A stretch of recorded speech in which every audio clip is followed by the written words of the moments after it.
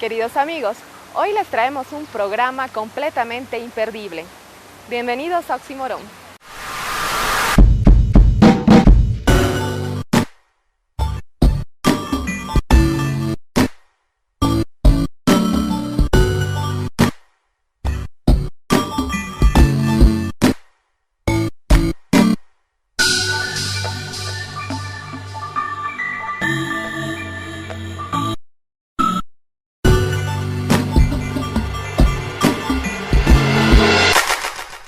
Carlos Rivera es un joven poeta con una propuesta interesante. Revive por medio de su poesía diferentes contextos de su vida. En esta ocasión hablaremos de Ergástula, su último poemario. Yo evito despertar solo y desnudo. Confundo los estados que contiene la noche y aunque sé que la distancia nos detiene, he corrido a buscarte en otro tiempo. Cuando era muy niño he leído a César Vallejo. Vallejo ha sido mi inspiración, mi primera inspiración en poesía. Pero después los poetas malditos, Rimbaud, Baudelaire, han sido los poetas que me han inspirado. Walt Whitman, que ha aterrizado todos los conceptos poéticos que conocemos ahora en Latinoamérica. Hay una variedad de copias de Walt Whitman. Ezra Pound es uno de los poetas que me gustan. Y últimamente, Roberto Bolaño, creo que no solo es un gran novelista. Los Detectives Salvajes es la novela de la poesía, conceptualmente es la poesía misma, pero también su poesía, Los Perros Románticos, es un poemario hermosísimo. Tres también es un poemario hermoso. Creo que hay mucha poesía y creo que está influenciada la novela con la poesía. Si uno lee Proust, En busca del tiempo perdido, o el Ulises de Joyce, se va a encontrar con que hay más poesía y mejores conceptos poéticos que mucha de la poesía que hay, ¿no? Cada viaje, cada una de las lentas decisiones del misterio, la tibia molicie con que el ciego me descubre o el destino del oribe son pedazos del hormesí que se gasta repitiendo la pandemia. Bueno, Yolanda Bedregal era una poetisa hermosa. Creo que los conceptos que han nacido en esa generación han sido los conceptos más valiosos de lo que es la poesía actual, ¿no? Yo creo que hay la luz y hay también la sombra en la poesía boliviana, si vale el término. Pero tengo una anécdota hermosa con Yolanda Bedregal. Cuando yo era un niño vivía en la 13 de Calacoto y tenía un amigo que se llamaba Ariel, que era el nieto de esta señora. Y un día me agarró de la mano, me metió a unos jardines en una casa y me mostró a Yolanda Bedregal, que estaba descansando en ese jardín. Y me dijo, ella es una poetisa. Y fue la primera vez que yo escuché primero esa palabra y me quedé impactado para siempre. Hermoso. En Mujeres en la Poesía creo que hay demasiado buenas. Para mí no hay diferencias, para mí la poesía es poesía, ¿no?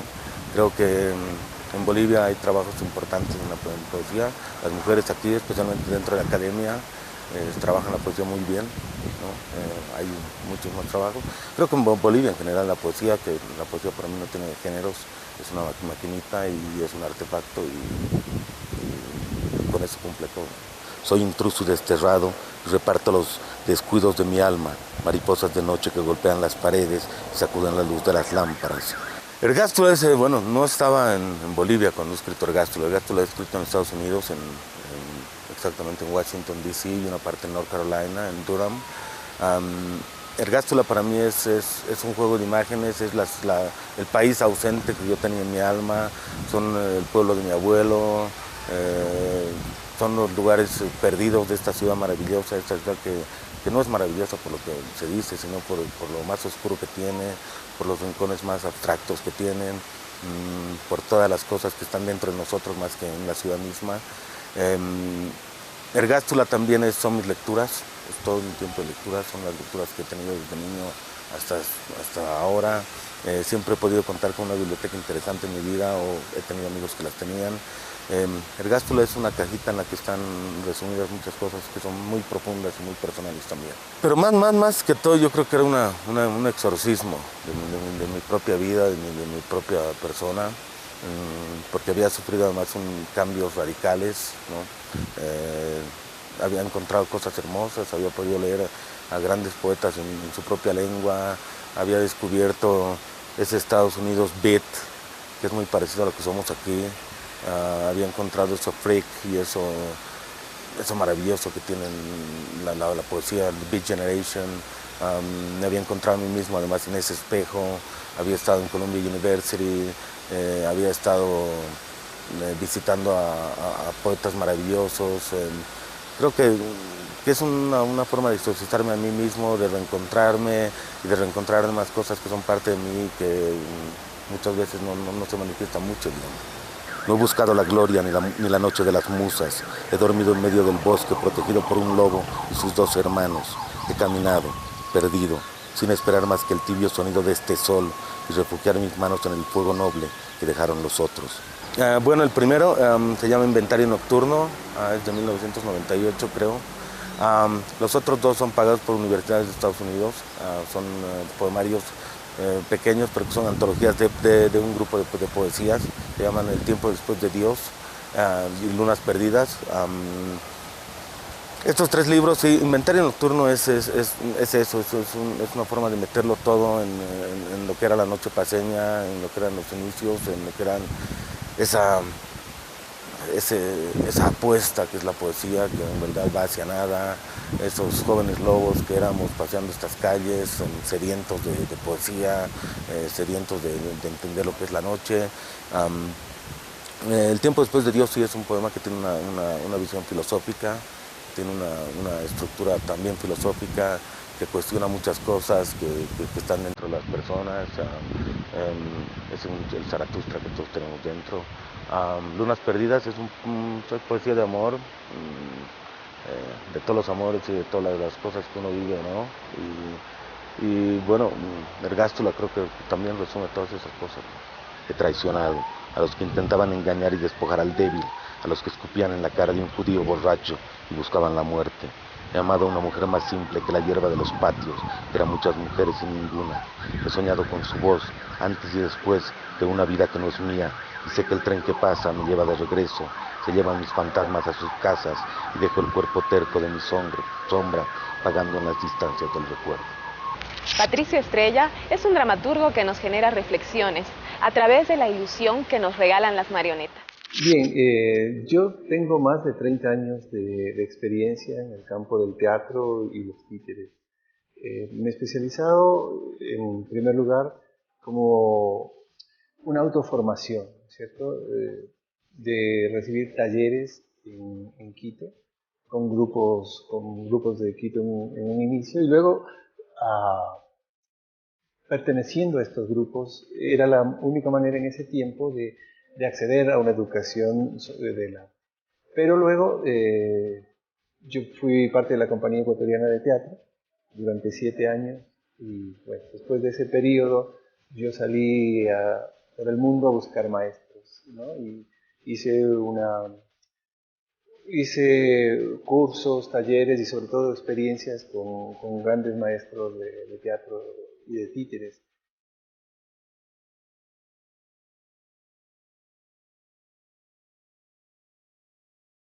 La idea de todo este conocimiento adquirido fue precisamente ver qué de esta experiencia nos sirve como grupo. Entonces nosotros con otro compañero fundamos el grupo La Espada de Madera hace 25 años ya, ¿no?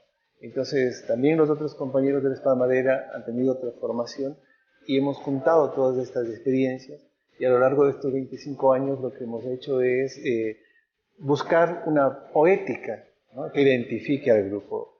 Y esa poética está basada en conjugar el teatro de actores con el teatro de objetos, con los títeres, con las marionetas. Y también la música. Entonces, ese ha sido el proceso del grupo La Espada de Madera, ¿no? Y hacemos espectáculos tanto para niños cuanto para adultos.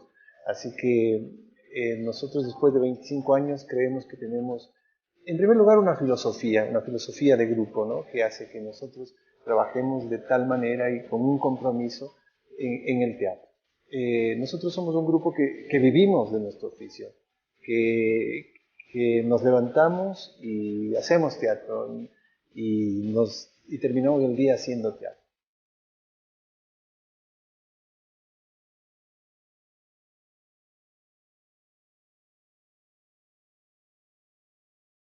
Y vivimos de esto, ¿cierto? Nosotros no tenemos otro oficio, otra profesión Eso ha sido uno de los motivos también que la Espada de Madera ha creído que es importante para el trabajo, ¿no es cierto?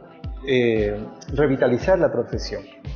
Entonces, seguimos siempre estudiando, renovándonos, pero también lo que hacemos es tener escuelas. Hemos abierto escuelas de teatro, de títeres en el país. Hemos construido varios escenarios artísticos a lo largo de la vida y ahora tenemos un teatro propio. Después de 25 años hemos podido construir un teatro con nuestras propias manos, lo fuimos construyendo, compramos un terreno y bueno, los actores de la Espada de Madera y las actrices fuimos construyendo y hoy por hoy tenemos un teatro muy bonito cerca de Quito, en las afueras de Quito, y un teatro de 120 personas con un escenario muy grande, amplio, como para albergar un grupo grande. El mundo es un pañuelo. No es el último estreno, es el antepenúltimo estreno que hemos hecho. Nosotros trabajamos, como te decía, actores, una mezcla de actores y títeres y objetos. Este espectáculo nos propusimos hacerlo sin palabras, ¿no? Sin palabras. El tema era expresar a través del movimiento de los gestos y a través de los objetos una serie de sensaciones, ¿no? Es un trabajo muy lúdico, muy visual y lo importante de este trabajo es que está hecho con pañuelos, o sea, todos los objetos son los pañuelos que se van transformando en personajes, ¿no? Y estos personajes nos ayudan a contar la historia. Entonces somos dos actores titiriteros, un actor y una actriz que manejamos a la vista. Es una técnica que se llama interpretación a la vista o manipulación directa. Trabajamos sobre una mesa y los pañuelos se van transformando en títeres, en personajes, y estos personajes nos cuentan historias que no les voy a contar porque si no el público no va a venir, que se quede con la duda y con la expectativa de venir a ver. Es una obra muy linda, que tiene buenas críticas. Con esta obra incluso fuimos a China y ella tuvo una muy buena aceptación. Yo espero que no sea solo un término de vivir, ¿no? Que sea realmente un concepto que favorezca a una sociedad a vivir en armonía, a vivir en paz y sobre todo a vivir en una condición igualitaria, ¿no es cierto? Que tengamos las mismas oportunidades todos. Me parece que eso es el buen vivir, que viene de una actitud, pero no solo de uno, sino de una sociedad entera. Y sobre todo creo que también es una actitud que debería venir también de la gente que está al mando de los procesos de cada uno de nuestros países, ¿no es cierto? Yo creo que es importantísimo que la sociedad viva de una manera más armónica, más dinámica, con más oportunidades. Yo creo que el teatro aporta muchísimo al buen vivir. Yo creo que es un motivador y sobre todo porque el teatro tiene la capacidad de sensibilizar, ¿no es cierto? Entonces, yo creo que una gente sensible está más predispuesta al buen vivir. Sí, es complicado entender qué es el buen vivir, ¿no es cierto? Pero yo creo que sí, de alguna manera el el arte mismo en general, tiene un papel revolucionario que es sensibilizar las almas, ¿no? de todos. Yo creo que un alma sensible, un alma topada es capaz de realizar actos efectivamente sensibles.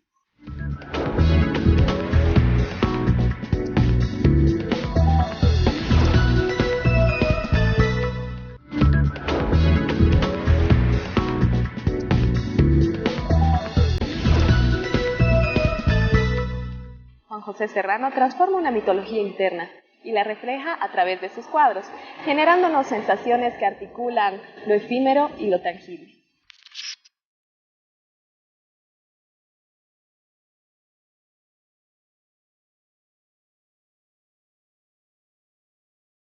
Yo tengo una formación en la Universidad Mayor de San Andrés, en la carrera de arte, y formaciones en pintura, ¿no?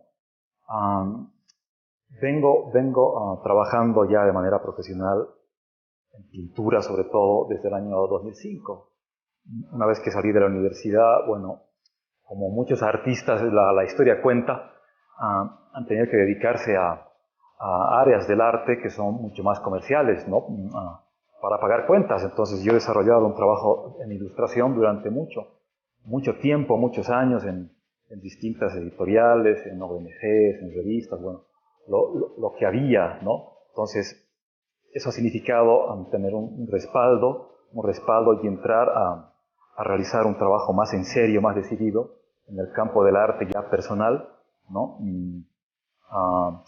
Y ha sido como una transición. Entonces, yo estoy dedicado ahora solamente a la pintura, no solamente a la pintura, porque si bien mi formación es en el área del color, he decidido incursionar también en técnicas como el grabado. Me conflictaba mucho el tema de que cuando uno hace una pintura o una obra, es como difícil desprenderse de ella, ¿no? Porque es una obra única. Los artistas, los pintores, en mi caso, bueno, uno trata de hacer una obra para uno, ¿no? Y el conflicto es a la hora de desprenderse de la obra. Entonces ahí entra el grabado como una manera de compensar esta situación, ya que es una técnica de impresión. Entonces permite hacer muchas copias con la misma calidad. Como te decía hace rato, una copia se queda conmigo, otra la puedo mandar a un concurso, otra se puede vender, otra se puede enviar a algún país para algún evento. Entonces me he especializado en grabado, digamos que por pura elección. Igualmente me interesa explorar técnicas, lenguajes. El dibujo me inquieta, me interesa. Yo siento que la base de mi trabajo es el dibujo específicamente, y el color entra a ser un complemento que acompaña y termina la obra, pero fundamentalmente es dibujo. Si tendría que clasificar un poco el tipo de obra que hago, es como difícil. Yo no podría clasificarla, porque me encuentro con obras que resultan una mezcla de diferentes estilos, técnicas, efectos cromáticos. En alguna ocasión llegué a decir que era como muy promiscuo, digamos, en el tema plástico, porque puedo realizar obras, o me interesa hacer obras con mucho realismo, con mucha anatomía, pero también me interesa el desdibujo, simultáneamente el abstracto, simultáneamente el dibujo más minimalista o realista. Entonces, más allá de ser un conflicto, yo pretender resolverlo, simplemente me dejo llevar un poco por lo que siento en ese momento, y mi lenguaje se configura como una especie de obra ecléctica, donde se mezcla de manera consciente e inconsciente, ¿no?, los distintos lenguajes que me interesan, ¿no?, y temas. Inevitablemente uno se acerca, ¿no?, a la obra de los artistas de la historia, artistas conocidos, y contemporáneos también. Uno tiene como referencia a los grandes maestros de la historia, y el arte contemporáneo también, que hace un aporte increíble. Yo considero que ahorita para hacer arte, para una persona que decide tomar el camino del arte, creo que es la mejor época, porque tenemos la posibilidad de ver un poco desde arriba la obra que han hecho todos los artistas a través de la historia, y también mirar la obra de los artistas contemporáneos, porque ya las distancias se han reducido, el mundo se ha abierto. Con hacer un clic en el Google uno tiene acceso a ver la obra de un artista que en este momento desarrolla su trabajo en otro país del mundo simultáneamente. Entonces eso configura un lenguaje que en mi caso es como un cúmulo de referencias. A veces puede ser muy confuso, puede confundir, pero también puede ser muy enriquecedor, ¿no? A veces uno se conflictúa con que lo comparen con algún artista, ¿no? No es raro escuchar que, bueno, en mi caso, ¿no?, alguna vez me dijeron, bueno, es picasiano lo que haces. El Miró boliviano me dijeron la otra vez, ¿no? Mi obra se parece un poco a la obra de Graciela Rodó. He escuchado a Kandinsky, Klimt, miró, ¿no? Entonces, yo he pensado que más bien eso, más allá de ser menospreciante, es motivo de orgullo, porque son grandes artistas y que a uno le digan que uno se parece a un artista reconocido en el mundo, debe ser un orgullo como artista, ¿no? Porque no es fácil. No es fácil acercarse a la obra de algún artista y encontrar una manera o que se parezca o tener una influencia. No es fácil. En todo caso, considero que el artista no viene de la nada, es producto también de los lenguajes que configuran un vocabulario personal. Seguramente se notan en mi propia obra elementos de los artistas que bueno, he mencionado, y otros también seguramente, porque uno ve la obra y se deja influir. Pero también habrán elementos muy personales que harán que mis obras sean como características. Me he dado cuenta que por más que yo quiera hacer algo diferente, siempre se nota, y me han dicho que, bueno, es una obra de mi autoría, ¿no? Es curioso. Considero que lo peor sería dejarse atrapar por un lenguaje, por un estilo, por una reputación, y no poder explorar otras áreas, acercarse a la obra de otros artistas, o hacer un recorrido en el tiempo también, a través de las tendencias, los estilos, las escuelas.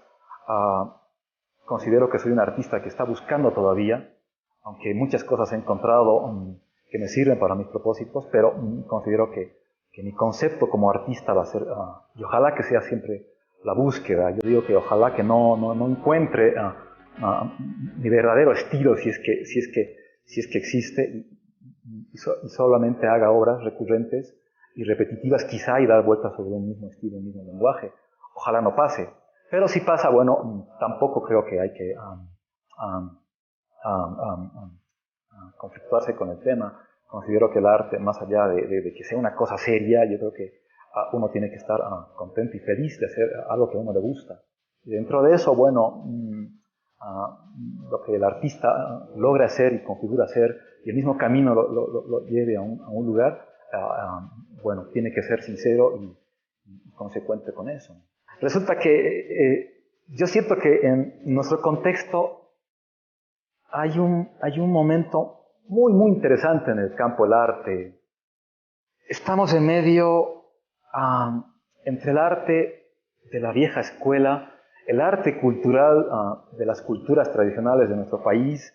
Estamos frente a manifestaciones muy modernas como las instalaciones, los performances, el arte conceptual y otras más que se están adhiriendo. Va a haber un festival de arte urbano, que también es una realidad. Entonces, más allá de considerar que por ahí es como raro el arte conceptual, o bueno, que tampoco es nuevo, resulta que el arte conceptual tiene muchos años desarrollándose en el mundo y en otros países. El único problema que yo pienso que tiene el arte conceptual es si el artista que va a dedicarse a ser un artista conceptual está forzando su naturaleza pensando que es sinónimo de modernidad. De eso al performance o las instalaciones, los videoartes, etcétera, que parece que son sinónimos de arte moderno, es un paso, hay una diferencia, bueno, mínima. Yo creo que el arte moderno se configura de estas manifestaciones y también de las tradicionales, de las viejas escuelas del Renacimiento, del realismo, del arte figurativo, del arte ilustrativo.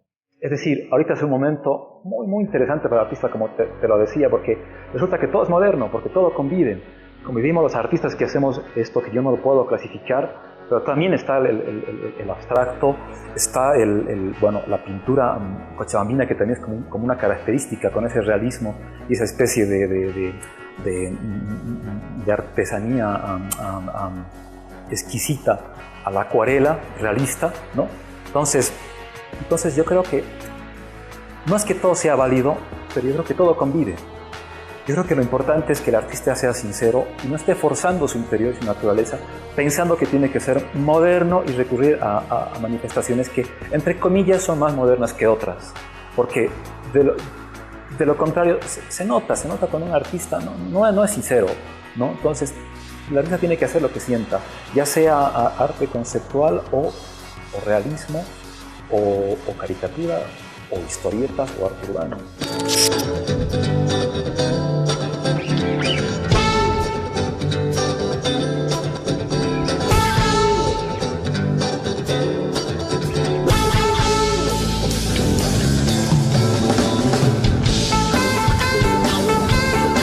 Animal de Ciudad nace como un proyecto porque, claro, nace conmigo como solista y luego va empezando a agrupar a los músicos y luego se constituye como una banda, ¿no?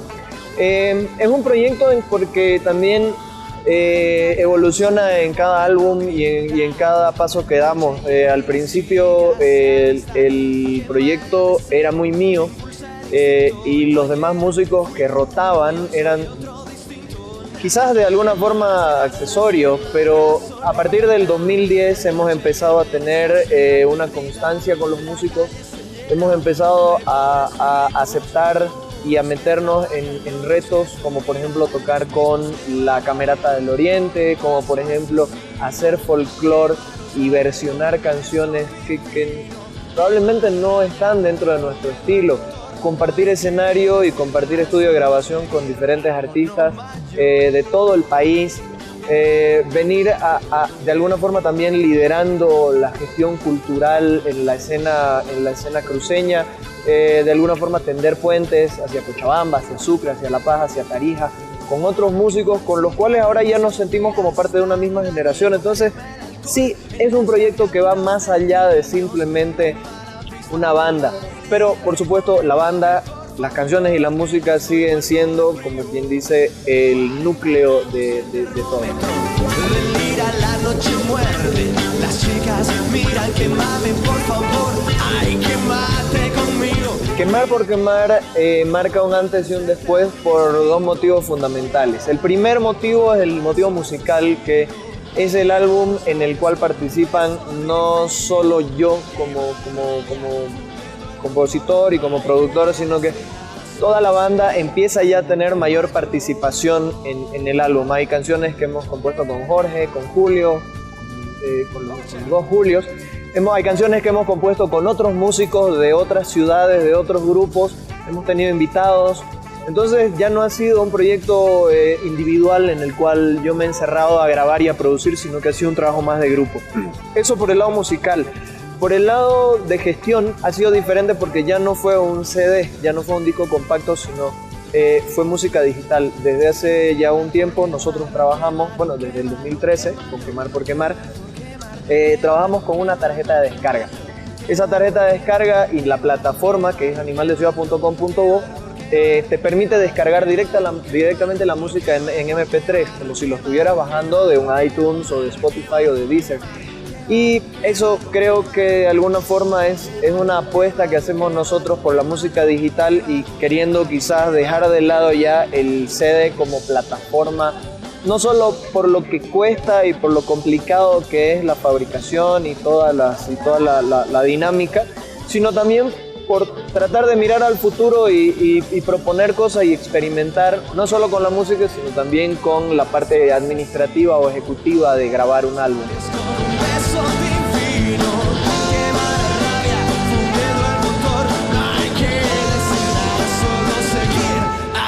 No más.